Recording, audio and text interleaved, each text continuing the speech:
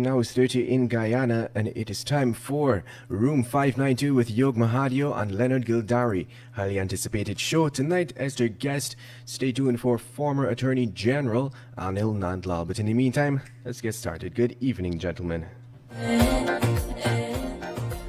Good Smith, thank you so much. And Mr. Leonard Gildarie, my co-host, how are you tonight, sir? Pretty good already. You good?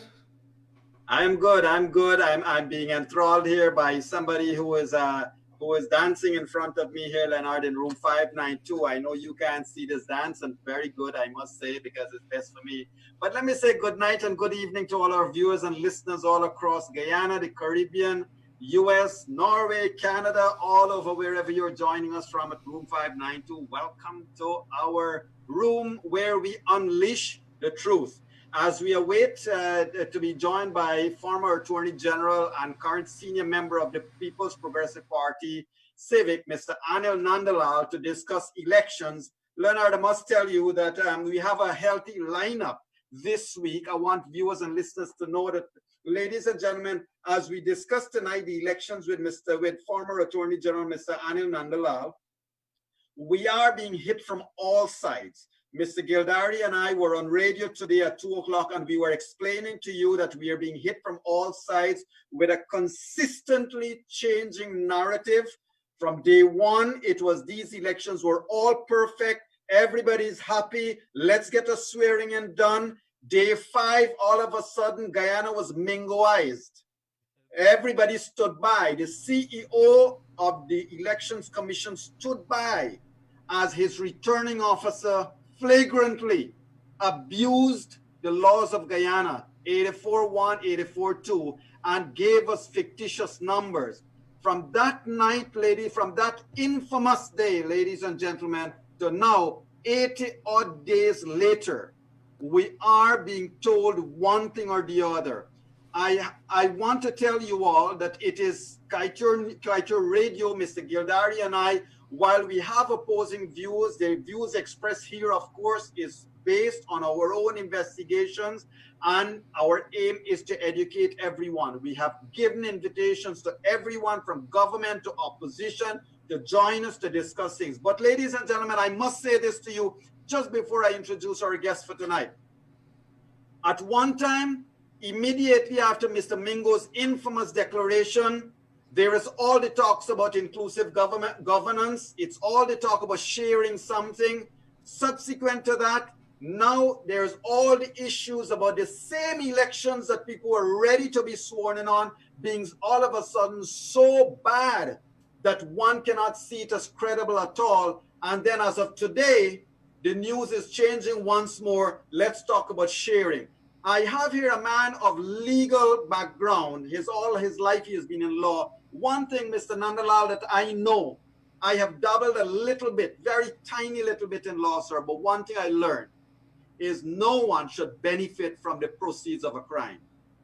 And so to talk at this stage about sharing something means you are going to be benefiting from wrongdoing. Mr. Former Attorney General, Mr. Anil Nandlall, sir, you have been on the political forefront all your life. You have also been a lawyer. I don't know how you manage to switch your hats every now and again. I know it must be tedious. But tonight, sir, you are here also as a person who is physically within the halls of the Artichoke Convention Center where the drama unfolds day in, day out. Welcome to Room 592, sir. Thank you very much, Yog and Leonard, for inviting me to be part of your discourse. It's a pleasure to be here, and I want to congratulate the two of you for the remarkable job you have been doing since this series has been started. Thank you, AG. And let me say this to you, sir. Last night we had Sir James, former Prime Minister of St. Vincent and the Grenadines, and he made some amazing, outstanding revelations here. But there are two statements that we want to refer to tonight as we begin this discussion, and I'm going to throw it right at you. When questioned about the anomalies, Sir James said, Yog, dead fingers can't write. AG, over to you, sir.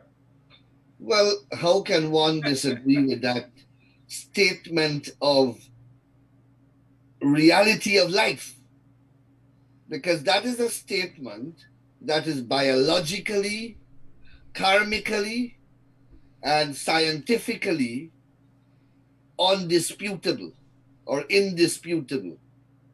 And you have done, Yog, in your preambulatory remarks, a spectacular job in analyzing the manner in which the pendulum has swung since this process, since the election tabulation fiasco erupted in Ashmin's building. And it is clear now to any sensible, rational mind that the APNU AFC have lost the elections and they are refusing to give up government as per the law, the constitution, and the norms of democracy and the rules of the game, so to speak. And in violation of all civilized principles and principles of a civilized society, they want to hold on to power. And in the pursuit of that quest, they have had the unenviable task of constructing narratives to support their untenable hold on to power. And in your preambulation, you highlighted the various inconsistencies that they have projected to the population. And now they are at the stage where it's beyond clutching at straws. They are actually uttering statements now and proffering contentions that do not make sense anymore. I listened to my good friend, Joe Harmon, with whom I studied and with whom I've had a relationship for a number of years, perhaps over half of my life. And I can't believe what I heard my friend saying. This is an intelligent man, highly decorated army officer, former head of the intelligence unit of the Guyana Defense Force, a lawyer, practiced law for a number of years, worked as a logistic officer at GCOM under the stewardship of Dudnath Singh when he was chairman for the 97 elections. And I heard Harmon ranting and rambling, advancing contentions that are devoid of logic, common sense, and devoid of any intellectual underpinning. It is as if it's a madman speaking. And, you know, and people, unfortunately, who are equally desperate because they have been fed like a Kool-Aid, this diatribe coming from their leaders. And that is something that we have to discuss at some point in time, the quality and level of political leadership that Guyanese political leaders are offering to their respective constituency. But that may be a course of another discourse. And here, and you have persons who are holding on to that and are ridiculing themselves. I listen to, look, Yog, I may be PPP, but at the end of the day, I am a Guyanese, and I love this country, and I love the people of this country. I would cuss them, but I will never allow any other nationality to say ill about my people. Let me say it. And when I see people who have different political views from mine, and that's okay, I will forever champion their right to hold a view different from mine. Right. That is their right, and I respect that, and I will go to court for it, even though it may be against my political interest. Right. But my passion for the law rises above all of that. And I see these people in pain, in trauma, in suffering, in mental anguish, on Facebook and on these live stream as they comment as I'm speaking, abusing me, cursing me, and they don't even know who I am. But it's not that. I don't take it personally. It is the anger that they feel, the hurt that they feel, and why they feel this hurt. Because their leaders have created in them an expectation that is an illusion. Yes. And like a drug addict, feeding them that drug every day and making them so dependent upon it that they have lost their faculty of reason to decipher what is right and what is wrong. And that is where we are, unfortunately. And the recount may be slow, but it is revealing the truth. The ballot paper in the boxes, which is what the recount is about. It's simply a count back of that which was counted by the presiding officer that night. And those papers can't change, they can't dissipate or disappear, neither can they multiply. So what was counted elections night, Yog, is being counted now. And the answer in the end will not be much different. Correct. And those at Congress Place know what those answers are. They knew it from since the night of the elections, as we knew it at Freedom House. And so they know that. And rather than be responsible and try to bring the people down slowly, they are taking the people to a greater height. And the higher you go, Yog, the greater will be the fall. Yes. And in 2015, and that is in recent memory, we disputed the results of the elections, the PPP. We accepted the results, and we did what was the civilized and legally required thing to do in those circumstances. We went to the court. We could have created the same kind of ruckus that is being done now. We could have pursued a similar political path that is being pursued now. We could have taken our supporters on a similarly destructive trajectory along which they are taken now. But we may be guilty of many, many wrongs. But in 2015, we did what the law required us to do and what international standards and national democratic credentials required us to do. And we went to the court, and we went back into the parliament, and we improved ourselves. We took into account the criticisms that we received, and we did what we did, and we won the local government elections of 2016. We won the local government elections of 2017. We won a no confidence motion in the parliament, and we won the 2020 elections. And that came through tremendous hard work. And you would have seen us, and your viewers and listeners would have seen the kind of work that we did across every divide in the country. We had a deliberate policy of going beyond the traditional constituency of the PPP and doing work, house-to-house work in areas where we never did. And of course, APNU contributed significantly with their performance in government. But I know I don't want to take over your program. I want you to... So on that point, there are two things I want to raise. And both, I said on radio today with senior journalist Leonard Gildarie. As you know, the radio station has to probably steer clear of my opinions too.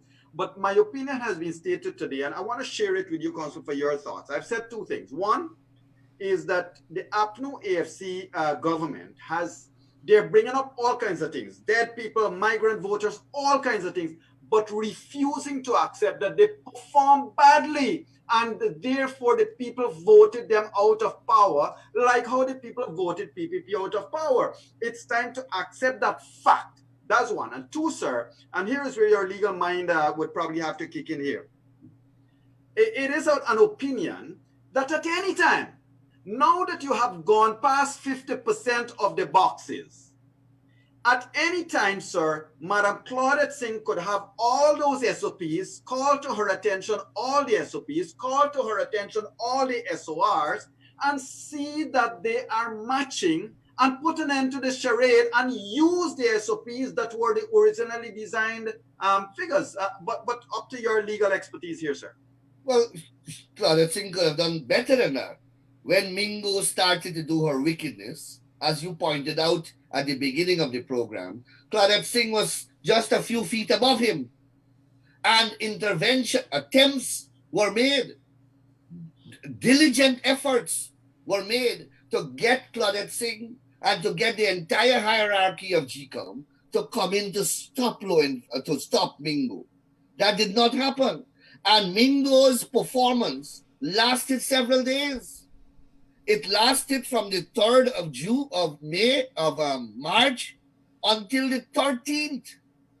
Mingo had the stage for nearly 2 weeks, and none of them, the hierarchy of GCOM, saw it fit to intervene. Mingo is their agent. Mingo did not drop from planet Mars. Mingo was performing the functions of GCOM. Right. He was a returning officer. He was an authorized agent of GCOM, and his principals stood idly by, knowing, not that they did not know, it's not that they were some physical distance away, they were in the very edifice with him. They knew that what he was doing. They saw the fraud. We tried to get them to intervene.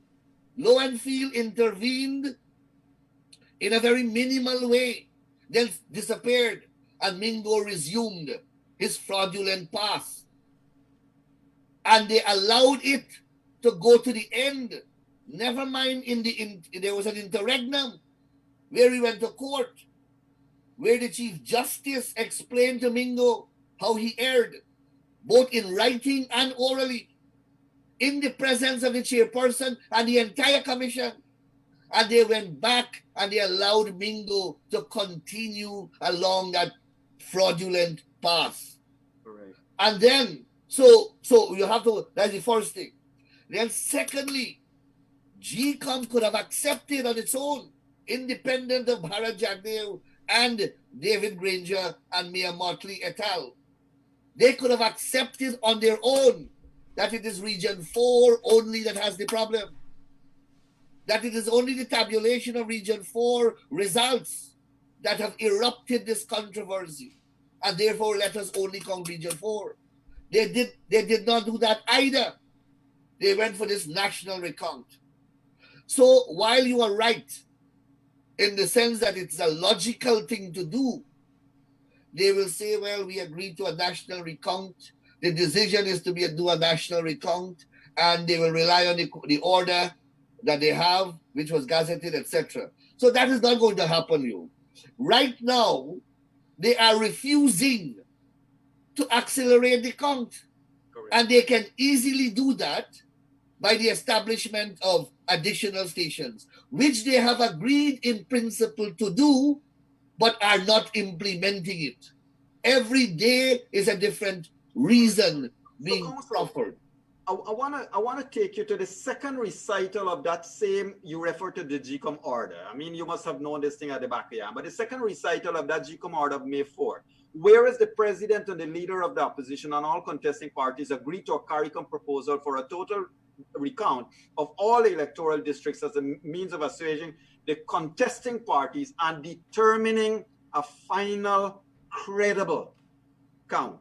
Sir, all of the last week's narrative from the persons opposite to your political party have been aimed at these three words.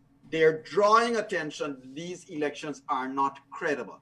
My question to you, sir, if APNU AFC is saying these elections are not credible, can GCOM refuse to make a declaration?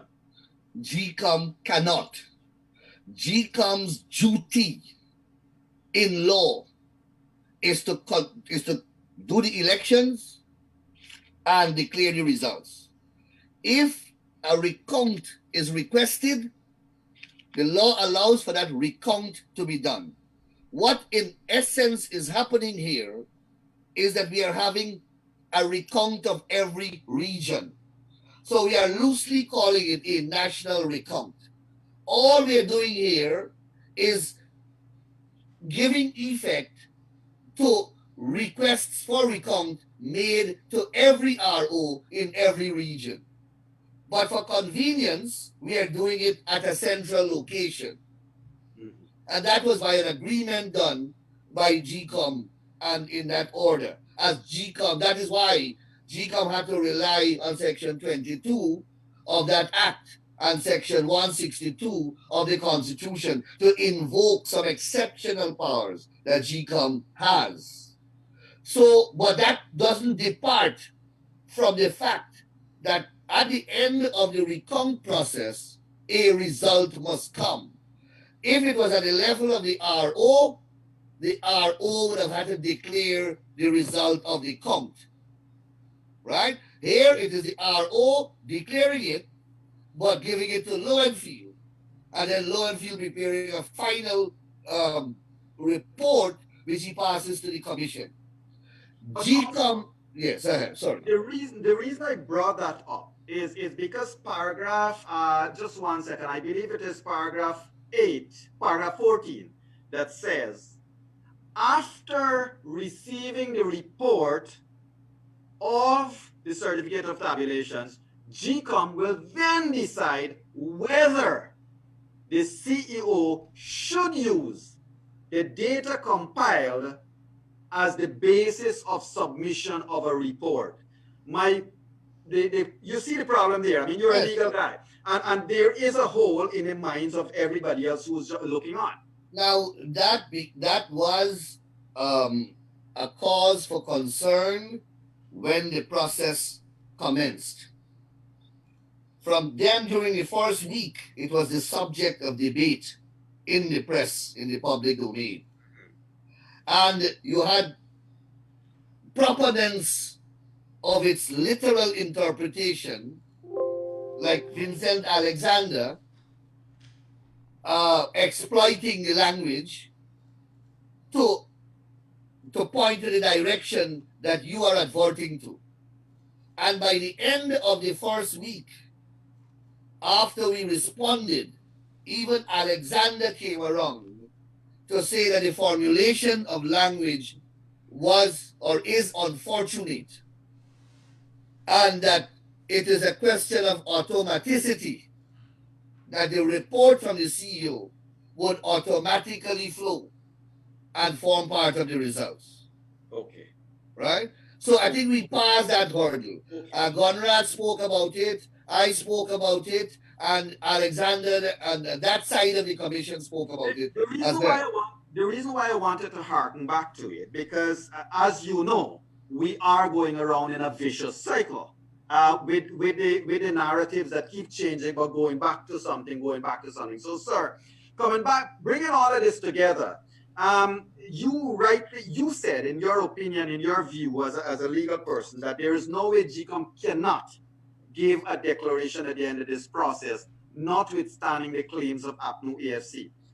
How then it is, sir, that that we are told that the Madam Chairman would have written to APNU AFC to put forward its proof of the claims of the dead and the migrated? That's one. Two, the current space in social media is being occupied by your opinion on who can access death certificates and who can't, and their opinion, of course. And thirdly, up to this evening, Mr. Norton was on the airways saying and making a story about the missing poll books and its materiality to an election that he feels that if it lacks credibility, there cannot be a declaration. Now, you realize that I will now speak from now till the end of the program, right? Yes, sir. All right. So let's start with the first one. You saw me answer that already. The first one, Yes. that I can't think for the chairperson. And it is unfortunate that the chairperson, whom I know is a person au fait and acquainted with election laws of this country, having been the only judge currently alive to have heard and determined in its entirety an elections petition, knows the law in relation to election petition and elections generally. And why the chairperson chose to invite Harman to bring in those pieces of evidence, I am not sure. But it's an unfortunate gesture on the part of the chairperson, and unfortunately, it has triggered certain worrying signals in certain quarters, and justifiably so. Because one knows that the chairperson can do nothing more or nothing else or nothing at all with that which she has invited them to supply. Because the Constitution, first of all, Article 162 of the Constitution, the very article that GCOM is acting under, giving itself wide powers, it says this. So let me read Article 162(1)(b). The Commission shall issue such instructions and take such actions as appear to it necessary or expedient to ensure impartiality, fairness, and compliance with the provisions of this Constitution or any act of Parliament.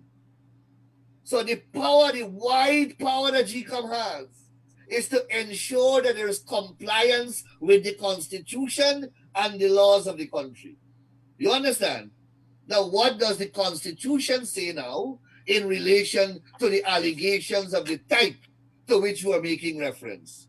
And Article 163 speaks to it.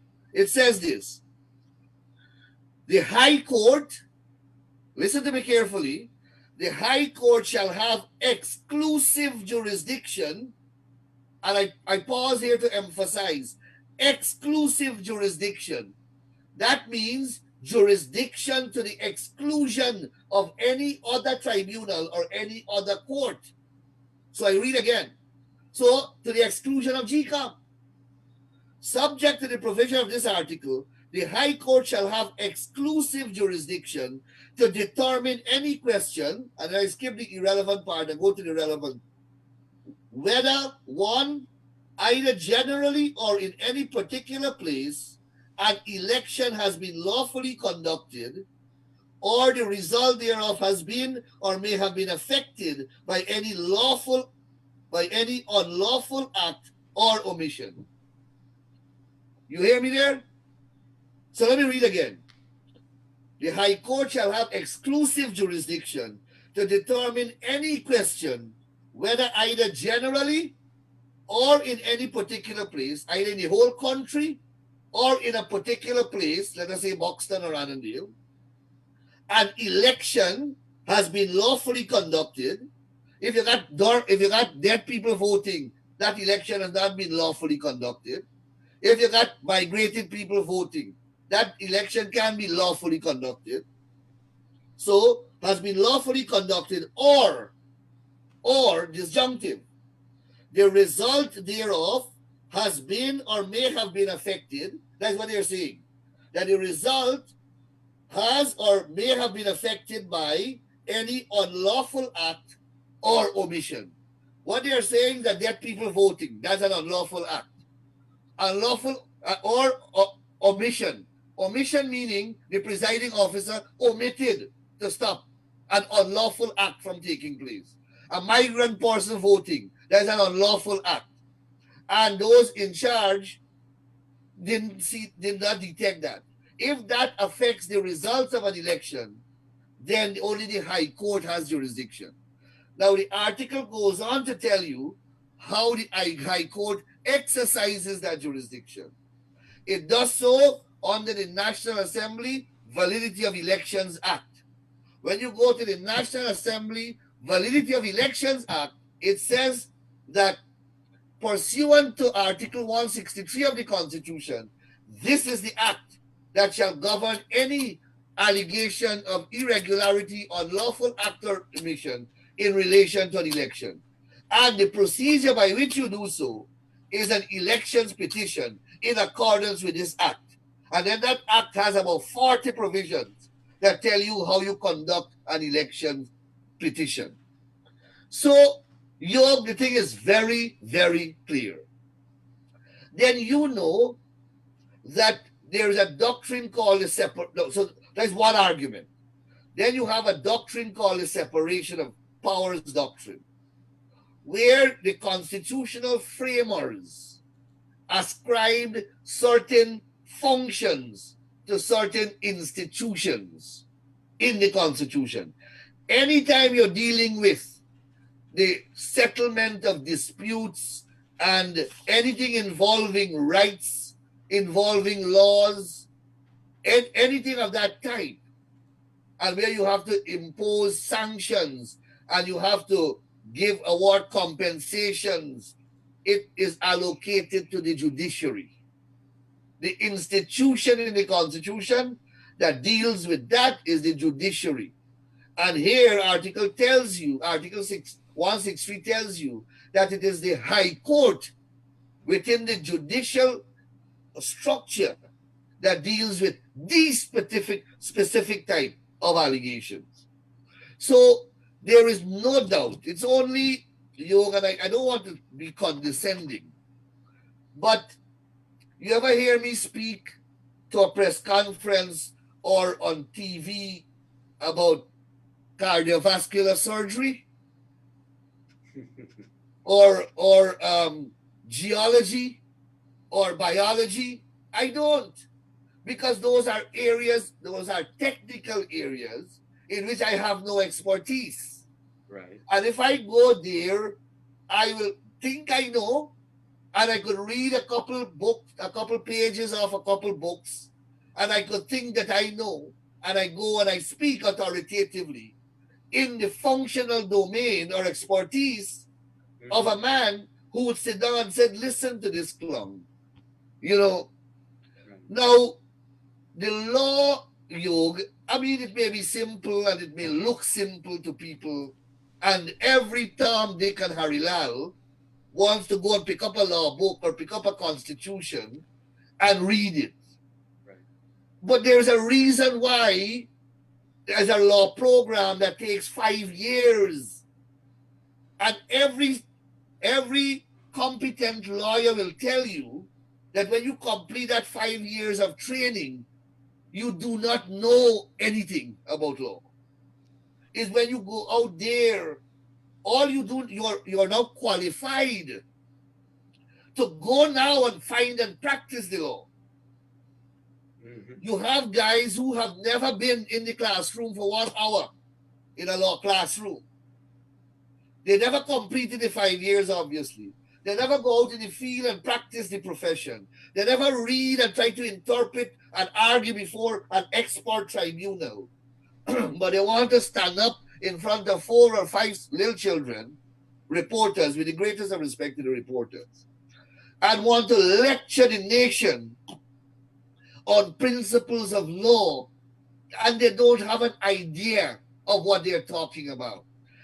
The law may be written in simple language,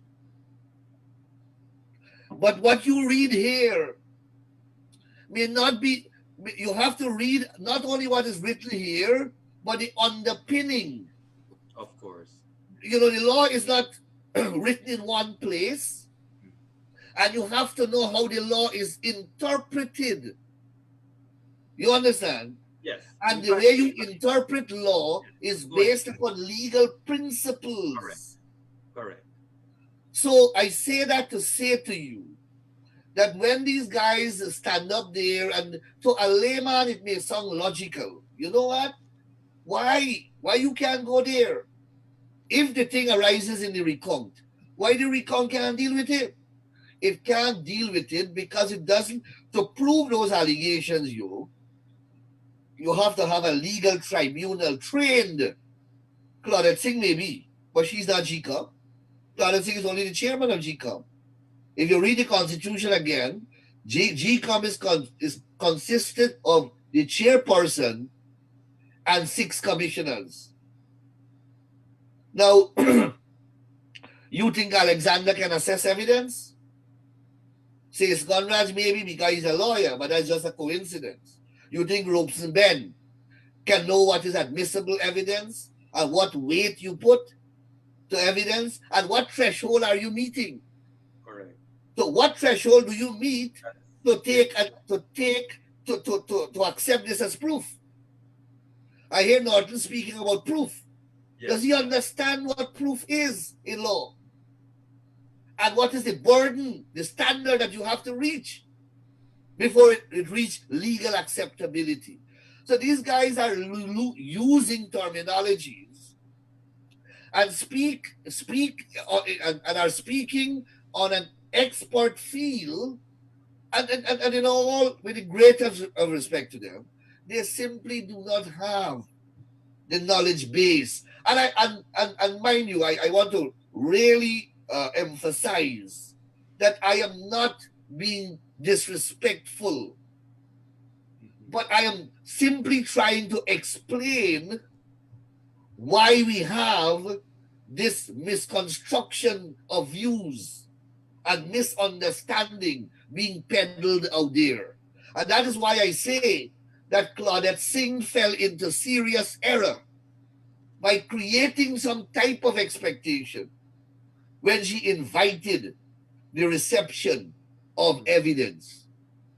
Correct. So, at the end of the process, even in a court of law, the law in relation to election is that the irregularities that because it is recognized that every election will be plagued with a level of irregularity, and there's an acceptable level across the world.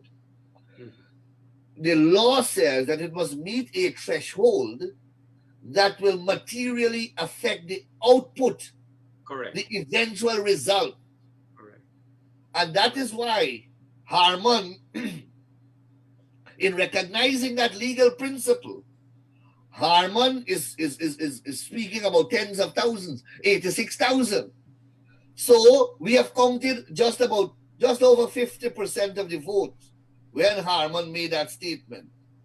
So 50% of the vote is just over 200,000. And Harman said 86,000 invalid votes. That's nearly 40. It was 90,000 as of this evening with Norton. 90,000. Now, brother, that is over 45% of the votes counted are invalid. Correct. And as you said, how did they win this election? They said they win it, brother. And let's just wipe the slate clean for a moment. They are ready and willing to accept Mingo's results, you know. Now, Mingo, let us give Mingo the benefit of the doubt. Mingo could have only counted the same ballots. Is that the same ballots? We didn't have an election after Mingo. So when Mingo counted the ballots, they accept the results. The ballot has not disappeared. The same ballots now being counted by APNU agents because they're in there counting. They're in there, they're part of the exercise.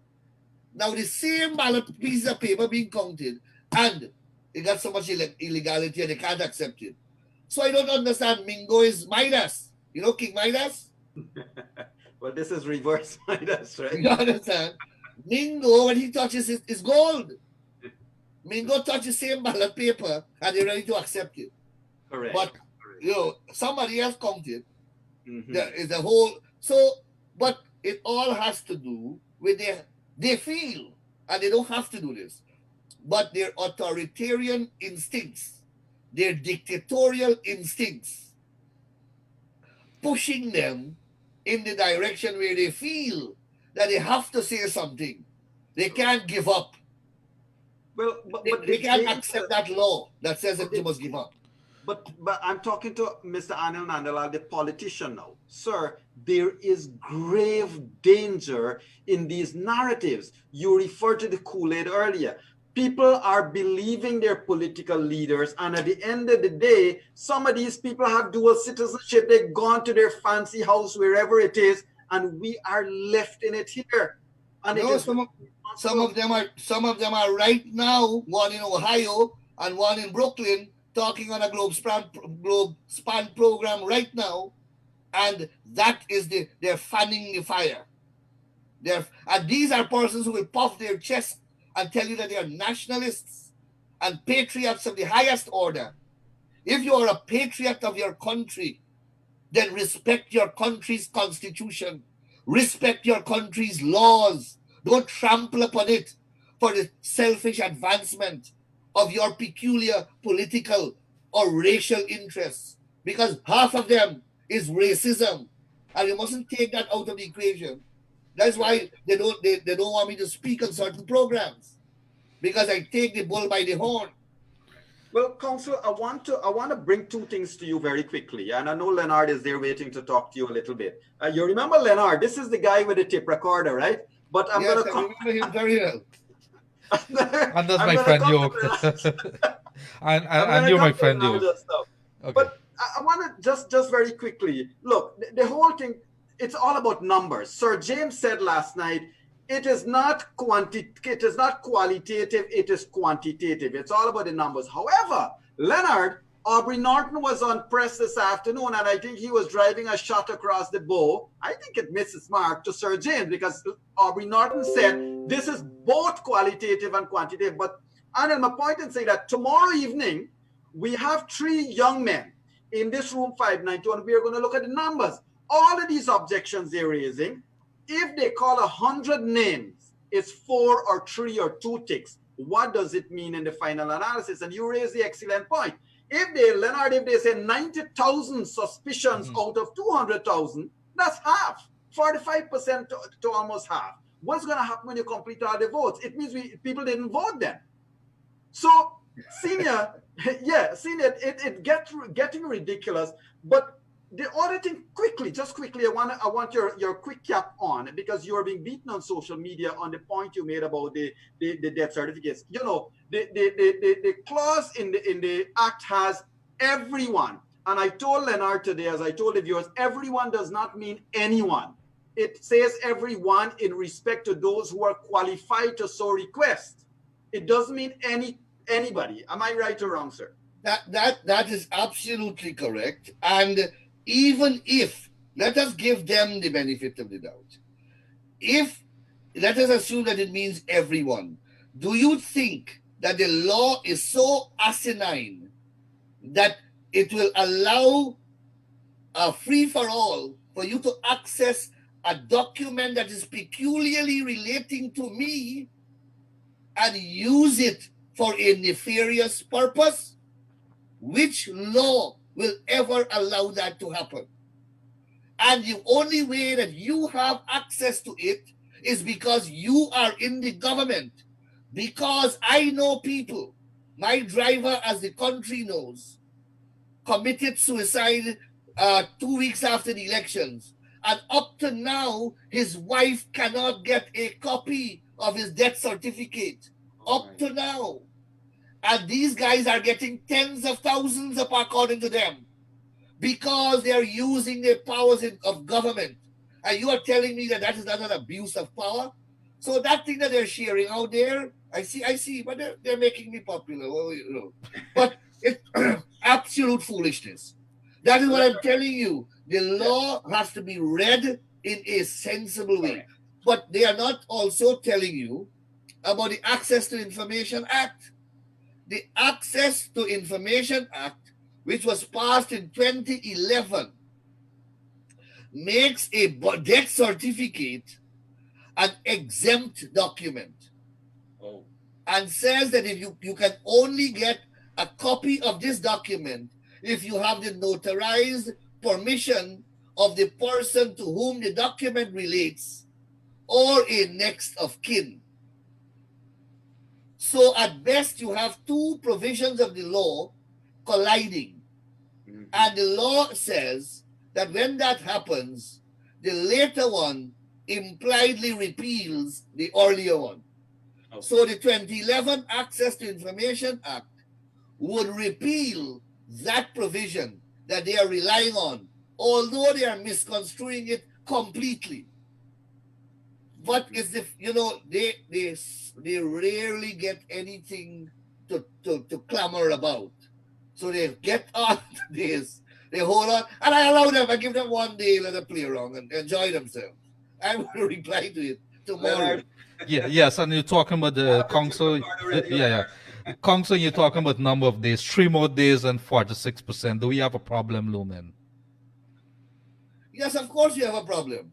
The exercise cannot any longer be completed in the 25 days period. There's no doubt about that anymore, especially since there seemed to be no movement, at least in the immediate future, meaning tomorrow, the next day, and the next day, in respect of the establishment of new stations. So GCOM has to meet over the next 48 hours and extend the 25-day period. If they don't meet, what happens? Well, I don't know. They have to meet. Then the exercise will not be completed. And I want to They ask. have to meet. And I want to ask you quickly, Council, before I hand over back. Your party goes into government. What's the first maybe 3 or 4 things that you're going to work on right away to have changes in terms of constitution? Constitution. Yes, We sir. have, Leonard, this country is in such a state of comatose in every respect. We have to kickstart this economy. That's the first thing. People are not working. Money is not circulating. Business commerce is dead. The manufacturing sector is dead. The production sector is dead. We have to kickstart all those sectors. In terms of health, education, everything we have to revamp. We have to energize. The entire state machinery is dormant. We have to clean up the financial cesspit that these people would have left. And we're not talking yet about the billions that they have stolen. I am talking about just the illegalities and the unlawful spending. Because we have not had a budget since 2019, since 2018, sorry. We have not had a budget. There has been massive illegal spending. All the constitutional limits of spending before a budget would have been exhausted. This country is in a financial state of turmoil in terms of constitution, laws, etc., etc. So we have to deal with those matters before you deal with constitution. But constitution will come. Constitutional change and looking at the constitution as we have promised in our constitution, in our manifesto, are changes that will come. But you ask immediately. Immediately will have to be that. Looking after the people there. Leonard, there are tens of thousands of persons who have not worked for 2-3 months. Right. They have no source of income. Council, We have you're to right. deal with all of that. You're right, because at the end of the day, all the strategies, pre-election day strategies, Leonard, will have to be reprioritized. So to look at what's the immediate needs. Sir, I want to ask you. And of course, let me, before people fault me for this omission, we have to take charge of the COVID situation. Yes. Because as I keep saying to you, this COVID task force is driven by a political agenda and contaminated by politicians. So that also has to be a priority. Sorry. Yes. Sir, I want to go back to something. Every time the current incumbent is being asked about their stay in office, the doctrine of necessities gets thrown into my face. However, your opinion is sought on doctrine of necessity can also be abused, can't it, sir? So from the following perspective, if you're operating on a necessity, then all of those fancy officers and those fancy non-essential ministries should not continue to be spending the taxpayers' money, should they, sir? What's your opinion? My brother, the doctrine of necessity is not a jackass, Correct. right? You can't create a chaotic situation and then lift up the doctrine of necessity as a shield. If that is the position, then every leader who does not want to leave government when they lose an election will remain in government and put up the shield of necessity as a shield to bar them. That will be the beginning of tyranny and the death of democracy across the globe. Mm-hmm. So only foolish people can advance that kind of argument. Okay. The So, doctrine of necessity is something that the law creates when there's an intervening event unforeseen and could not have been predicted. You understand? yes. Not one caused by you, Mhm. and then you want to benefit. You mentioned something. The law will never countenance anyone to benefit from their own wrong. Right. You are violating the law. You are violating the Constitution. The law says you must give up when you lose. You want to squat in office and then parasite of the treasury, continue to suck the blood of the people of this country and invoke the doctrine of necessity? There is no civilized system of law, any part of the world, that will ever countenance that. Thank you. Council, it's been quite educational and good to have you here at Room 592. We are 4 minutes down to program time. I must say to you, I wish we had time to discuss this one point more, but we'll probably put it another day at your convenience. This country, we have one or two viewers that keeps pushing it to every time you from the PPP are talking or any member of the PPPC are talking, everybody keeps throwing up that famous image of Madame Volda on the steps of GCOM screaming out one word, and you know what's that word? And people keep pushing this narrative that if here's the narrative, sir. I'm not, we're running out of time, but here is the narrative that if the PPP were to get back in office, all of these so-called things would happen again. The problem I have with that is, are you saying to the people of this country that you are presupposing something and you will break the law to stop the voters from exercising their rights, stop the will of the people? But we'll have to take that discussion up another day, sir. Quickly, your final thoughts, sir. Well, my final thoughts will have to go back, and I would like a discussion of that issue that you just raised, because it's one of those self-serving. Yes. It's one, just like the doctrine of necessity, they have created that narrative that they are feeding their unfortunate supporters. But we will deal with that. Yog, our focus continues to be the conclusion of the recount exercise. That is the most important event taking place in this country. We hope that we will get additional stations still. We hope that there will be a smooth extension. We hope that the CARICOM team will continue. And we hope that the process will be concluded and the results of the process properly tabulated, and the GCOM as a collective baptize that results coming from the tabulation centers and present that as the final results. And whoever have a problem with that, you go to the courts by way of an elections petition. That is what the law says. Thank you. Right? Thank you. I was going to say senior, but that is coming, I'm sure. But thank you so much, sir. You keep calling my senior. At its own good time and place. But thank you so much, Mr. Anil Nandlall. Thank you, senior lawyer, senior member of the People's Progressive Party Civic, and of course, one of the persons looking on at the recount that is happening at the convention center. I must say to you, Mr. Nandlall, that last night having Sir James on board and the previous couple of nights really gave the Guyanese people, our viewers and listeners, a lot of information, as tonight has done. And tomorrow night, ladies and gentlemen, we are going to have 3 persons, not from the PPPC. We're going to have Mr. Shaz Ali, Mr. Ramesh Prasad, who is an observer at the center there, and Mr. Delon Moffett. The 3 of them are going to come as we start a brand new segment of Room 592 called Dissecting the Math Game.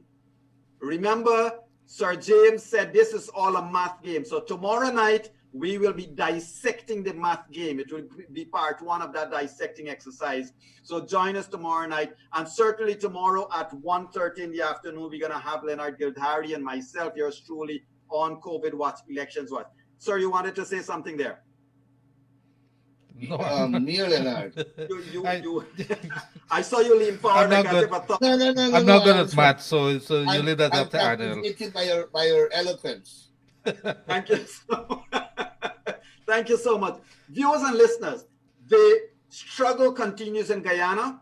And this struggle, this time, and I'm saying so with a PPPC member in front of me here, but I'm saying so openly. The struggle continues, not for politics. It does not matter who forms the government, as what must matter is the vote. The right of every person in Guyana must not be taken away. Our forefathers worked too hard to get us the right to vote, to get us an independent country, and that must not be thrown away in front of political and partisan expediency. So ladies and gentlemen, thank you all for joining us tonight. Certainly, Leonard and I will see you tomorrow.